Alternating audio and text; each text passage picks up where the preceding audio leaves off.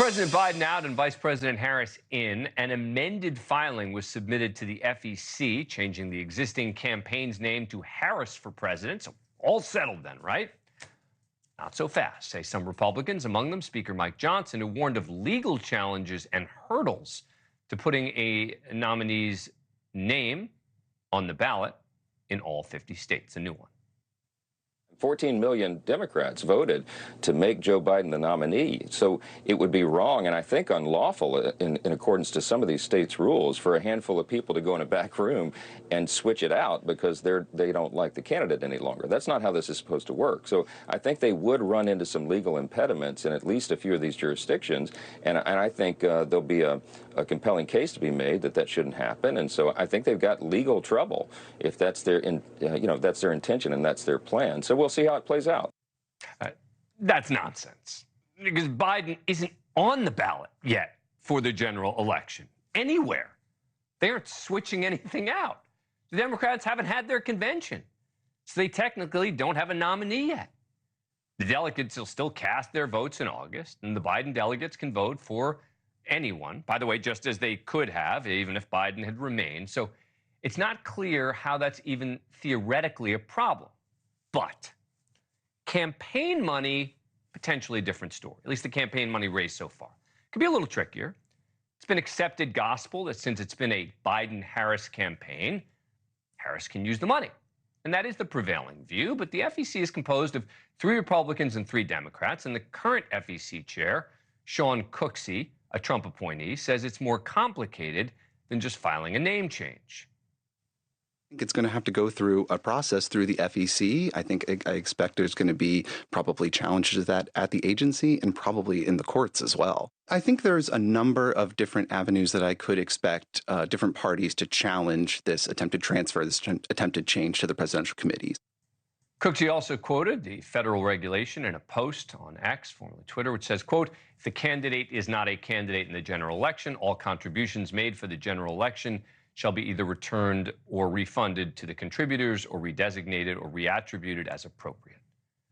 By the way, the vice chair of the FEC, Ellen Weintraub, a Democrat, says there's no problem with the money going to Harris. Joining us now is former chair of the FEC, Bradley Smith, a Republican who's now a law professor at Capital University. Thank you very much for being here. Appreciate it. So you think there's a case to be made with regard to the money? Well, it's complicated, Dan, and you basically framed it pretty well. The Democrats' position is going to be, look, this was the Biden-Harris committee. Now, under the law, each candidate has to have an authorized committee, and an authorized committee can only represent one candidate, can't represent 2. But there is an exception, which is when a candidate has been nominated to be the VP, then their committee is considered to be one with the presidential nominees committee. So looks good for the Democrats. They say since the summer of 2020, Kamala Harris was the vice presidential nominee. Her name's on the account. She gets it. As you point out, they've already renamed the account.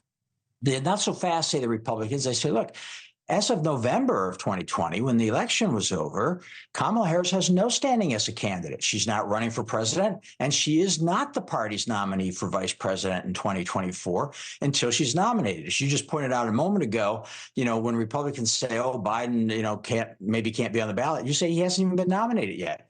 Well, that's the same argument about Kamala Harris. And the delegates could, even theory, even before Saturday, if things hadn't changed, have decided, no, we want somebody else. Or Joe Biden could have decided he wanted somebody else and asked delegates to vote accordingly.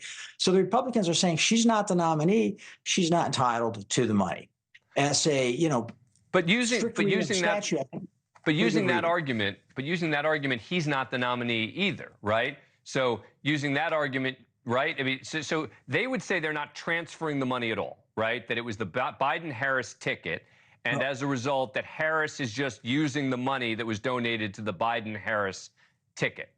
Right, but technically it wasn't donated to the Biden-Harris ticket. It's donated to the Biden for President campaign. He was running for president. She was not running for any office in a formal official sense. That's the argument that's going to be made. Now, here's what's going to happen, as I suspect. In a sense, I think all of this isn't going to matter, and here's why.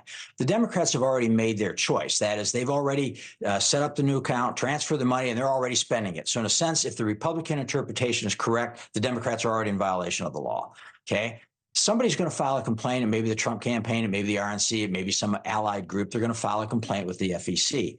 Now, under the statutory enforcement scheme that the FEC has to abide by, if everything went as fast as possible, you would still have a minimum of 60 days before the FEC could actually make a finding and try to enforce a fine against Kamala Harris. So essentially, we're into October. And that's if everything went seamlessly, if there was no staff time to actually analyze the legal complaints and so on. So nothing is going to happen before the election. And as a matter of course, the Democrats will go ahead, they'll spend the money. And if they were found to have violated the law afterwards, they'll pay a civil fine, and they'll view that as the cost that was necessary. And for other reasons, I don't think it's even going to come to that. But that's the reality of how it's going to shake out. Thank you for watching. Go to newsnationnow.com to find News Nation on your cable provider. And don't forget to click the red subscribe button below to get more of News Nation's fact-driven, unbiased coverage.